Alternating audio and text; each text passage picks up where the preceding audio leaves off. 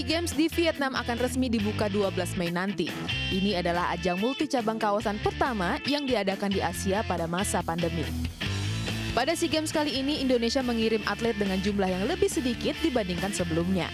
Pada SEA Games Filipina 2019 lalu, tim Merah Putih mengirim 841 atlet. Sementara kali ini hanya 499 atlet yang berangkat. Saat melepas kontingen Indonesia di Istana Negara, Presiden berharap para atlet dapat mengharumkan nama bangsa dan negara Indonesia.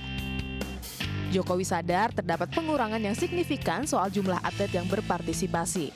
Namun menurutnya hal tersebut dilakukan sebagai salah satu bentuk efisiensi dalam meraih medali. Saya ingin kontingen yang sekarang yang tadi disampaikan oleh Menpora lebih ramping. Tetapi kita semuanya, masyarakat Indonesia ingin kontingen ini meraih prestasi yang setinggi-tingginya, meraih medali yang sebanyak-banyaknya untuk mengharumkan nama negara kita, bangsa kita Indonesia. Meski bukan hal yang mudah, Presiden berharap pada SEA Games kali ini kontingen Indonesia bisa meraih peringkat yang lebih baik. Atlet Indonesia akan berlaga di 318 nomor pertandingan dari 32 cabang olahraga. Tim Liputan iNews melaporkan.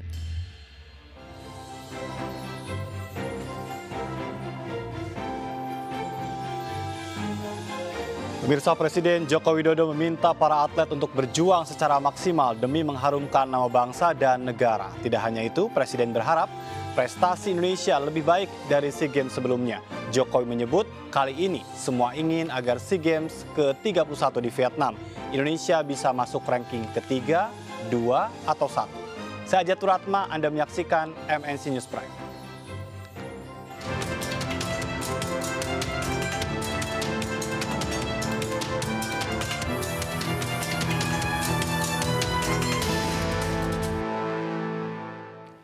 Pemirsa, pada pertandingan yang berlangsung malam ini, Indonesia wajib meraih poin penuh dalam laga melawan Timor Leste.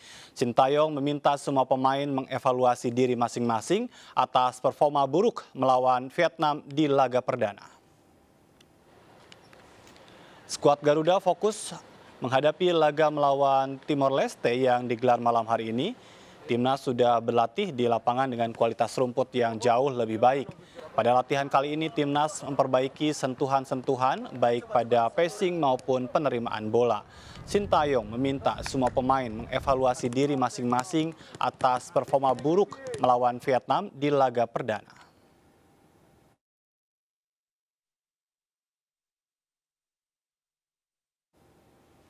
Timnas Indonesia mendapat angin segar dalam laga melawan Timor Leste. Sang kapten Asnawi Mangkualam sebelumnya sudah ikut berlatih bersama dengan skuad Garuda. Namun Asnawi mengaku masih dalam tahap pemulihan cedera. Sang kapten Asnawi Mangkualam sudah tiba di Hanoi, Vietnam dan ikut berlatih.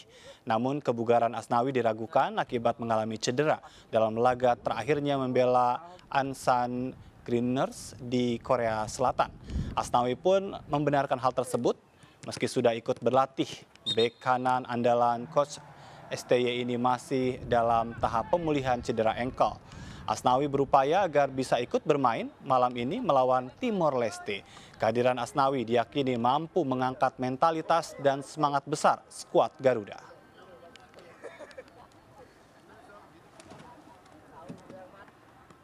Duel Timnas Indonesia U23 melawan Timor Leste dalam SEA Games di Vietnam malam hari ini diyakini akan panas dan keras. Berkaca dari semua pertemuan kedua negara, semua level usia selalu berlangsung panas. Sejarah juga mencatat Timnas Indonesia tidak selamanya dikdaya atas Timor Leste.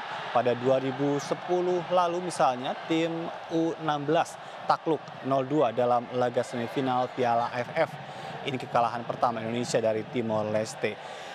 Jika kans lolos ke babak semifinal ingin terjaga, Asnawi Mangkualam dan kawan-kawan harus menumpas Timor Leste malam hari ini. Kemenangan di pertandingan malam ini adalah harga mati.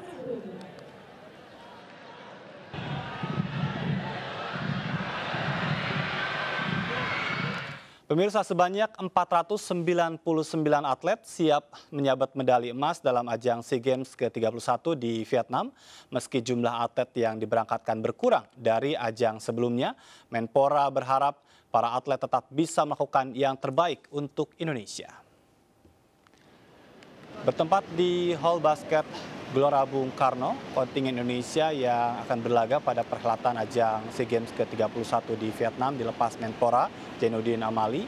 Pengukuhan 499 atlet yang akan bertanding ini dihadiri juga oleh Ketua Umum KOI Raja Sabta Oktohari, kemudian juga Chief the Mission SEA Games Vietnam Ferry Kono, serta Ketua Umum KONI Marciano Norman. Meski jumlah atlet yang dikirim jauh berkurang dari SEA Games sebelumnya, Menpora meyakini jika para atlet dapat menoreh prestasi di kancah dunia demi mengharumkan nama Indonesia.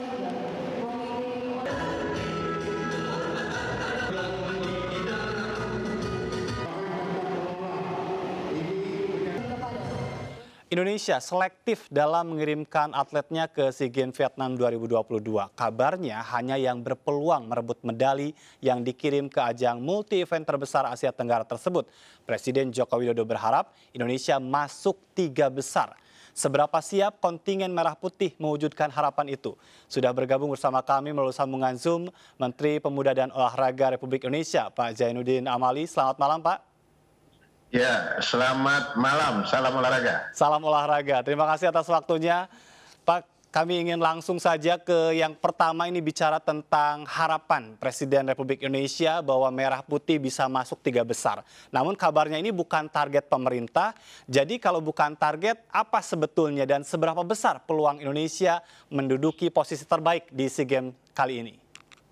Ya, memang SEA Games kali ini merupakan multi-event internasional yang kita mulai menerapkan paradigma baru tentang pembinaan prestasi olahraga kita. Kita tahu bahwa pada 2020 peringatan HORNAS ke-37 bahwa Presiden memberi arahan kepada kami untuk melakukan review total tentang ekosistem pembinaan olahraga nasional. Nah, kemudian dari situ lahirnya Desain Besar Olahraga Nasional yang didasari oleh Perpres nomor 86 tahun 2021. Baik. Nah, intinya apa? Bahwa kita harus menetapkan target. Nah, dari Desain Besar Olahraga Nasional, target kita adalah Olimpiade. Olimpiade itu menjadi target sehingga SEA Games dan Asian Games hanya ditempatkan sebagai sasaran antara saja. Maka yang dikirim pun adalah mereka yang benar-benar berpeluang mendapatkan medali. Nah, siapa yang menentukan itu? Bukan kami. Kita membentuk tim review. Tim review ini terdiri dari akademisi, praktisi, kemudian di situ ada perwakilan KONI, ada perwakilan KOI. Mereka yang menseleksi berdasarkan data-data, track record, prestasi, dan pertimbangan-pertimbangan objektif lainnya. Sehingga didapatkanlah jumlah 499 orang atlet dari berbagai nomor pertandingan dan berbagai cabur. Itu yang menjadi dasar kenapa kita mengirim 499. Memang sekarang ini karena kita merubah paradigma, maka kita berusaha untuk menanamkan fondasi yang kuat buat pembinaan prestasi olahraga kita. Baik. Hasilnya belum bisa didapatkan sekarang. Nanti beberapa tahun kemudian kita akan lihat hasil dari perubahan paradigma itu. Jadi kalau targetnya Olimpiade, lalu di SEA Games Vietnam ini apa yang ingin diraih oleh Indonesia? Ya, jadi kita menyiapkan tempat untuk mereka kira-kira semacam latih tanding supaya mereka terbiasa dengan suasana internasional dan dia siap untuk masuk di babak selanjutnya. Pada saat masuk Olimpiade kan itu ada kualifikasinya. Ya. Kalau SEA Games ini kan tidak ada babak kualifikasi, pokoknya yang penting kita bisa mengirim. Nah, kalau untuk ke Olimpiade nggak bisa. Nah, ini mereka yang sudah dihitung prestasi, track record dan berbagai hal oleh tim review itu diberi kesempatan untuk membuktikan bahwa mereka, terutama yang cabur-cabur Olimpiade ya, mereka bisa punya harapan untuk bisa lolos di kualifikasi Olimpiade akan datang. Jadi itu yang kita harapkan, sehingga dengan demikian ini nyambung. Kalau nanti Asian Games ada, maka itu juga menjadi salah satu tempat mereka untuk mempersiapkan diri ke Olimpiade di Paris 2024 yang akan datang. Baik, jadi ranking 3, 2, 1 itu sendiri tidak menjadi hal yang utama yang ingin diperoleh di SEA Games kali ini, begitu ya Pak Menpora? Iya betul, itu harapan pemerintah, harapan Bapak Presiden. Kalau dilihat waktu Bapak Presiden melepas kontingen pada saat 2019 ke Filipina, itu beliau langsung, saya targetkan. Nah, kalau ini tidak ada target, tetapi beliau berharap walaupun ramping, kan hampir setengah ini berkurang. Betul. Hampir setengah berkurang, tetapi bisa menunjukkan prestasi terbaik. Nah, kalau dari perolehan yang kita dapatkan di Filipina, kita itu kehilangan sekitar 30 medali emas. Kan waktu itu kita dapat 72 ya. Iya. Nah, sekarang ini kalau dihitung sudah hilang 30. Kenapa 30? Karena itu tidak dipertandingkan. Jadi 30 emas yang kita dapatkan di Filipina itu tidak dipertandingkan. Baik, selain akan hilang 30 emas tadi, ini juga ada banyak ya. Tadi Anda sudah mencoba untuk menjelaskan bicara tentang tim review, tapi masih ada juga tanda tanya di tengah masyarakat karena ada atlet yang tidak ikut, bahkan sempat ada yang menulis surat terbuka begitu. Bagaimana Pak Menpora bisa menjelaskan atlet ini tidak dibawa, kemudian tidak juga ada cabang olahraga yang dibawa ke SEA Games Vietnam ini? Ya, jadi itu yang saya sampaikan, ini penilaian benar-benar objektif, bukan saya, bukan Kemenpora, tetapi pihak yang dibentuk oleh pemerintah yang berdasarkan dengan beberapa unsur tadi. Nah, pimpinannya adalah Profesor Dr. Muhammad Asmawi dari Universitas Negeri Jakarta, dan ada beberapa guru besar di situ. Saya kira kita tidak meragukan integritas mereka dan objektivitasnya. Nah, dengan demikian, kalau ada cabang-cabang olahraga atau nomor-nomor pertandingan yang tidak terkirim maupun ada atlet, tentu ada pertimbangannya. Ada pertimbangannya sesuai dengan catatan-catatan prestasinya pada saat single event misalnya, dia ini bagaimana, kemudian diperhitungkan kita akan berhadapan dengan kekuatan yang ada di luar kita, misalnya dengan Thailand bagaimana, dengan Vietnam bagaimana, dengan Filipina, itu semua dihitung. Dihitung. Nah, sekarang ini kita masih by document, tetapi yang akan datang itu sudah dengan ukuran fisik. Misalnya atlet ini ukuran VO2 max-nya cukup nggak? Jangan-jangan kita paksakan dia lemah. Iya. Nah, nanti kita akan tambah lebih berat lagi ke depannya. Baik, jadi bukan alasan utamanya anggaran? Oh, tidak. Sama sekali kita tidak ada alasan tentang anggaran itu. Baik. Artinya hasil siapapun yang direkomendasikan oleh tim review, kita berangkatkan dan kita koordinasikan dengan Komite Olimpiade Indonesia, karena kan mereka yang ngurus ini, kemudian ada CDM di situ ya. CDM-nya sekarang kan Pak Ferry Kono, Sekjen KOI, dan wakilnya dari KONI, Pak Ade Lukman. Baik, jadi untuk bicara tentang perolehan medali, apakah memang benar 499 ini digadang-gadang akan bisa meraih medali? Oh iya, tentu yang 499 ini kan sudah terseleksi. Bahkan tadinya lebih sedikit lagi.